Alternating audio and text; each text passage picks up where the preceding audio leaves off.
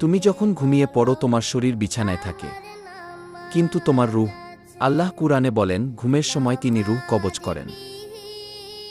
তারপর যার মৃত্যু নির্ধারিত তার রূহ রেখে দেন, আর বাকিদের ফিরিয়ে দেন নির্দিষ্ট সময় পর্যন্ত।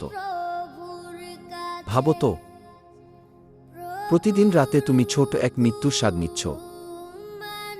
তাই ঘুম শুধু বিশ্রাম নয়, এটা আল্লাহর কাছে এক সাময়িক প্রত্যাবর্তন। এই কারণেই রাসূল ঘুমের আগে দোয়া পড়তেন। কারণ কেউ জানে না সকালে আবার চোখ খুলবে কিনা। আজ রাতেও যখন ঘুমাতে যাবে, একবার ভেবে নিও, তোমার রূহ কি আবার ফিরবে? হে আল্লাহ, আমাদের ঘুমকে নিরাপদ করুন, আর আমাদের মৃত্যু যেন ঈমানের উপর হয়। আমিন।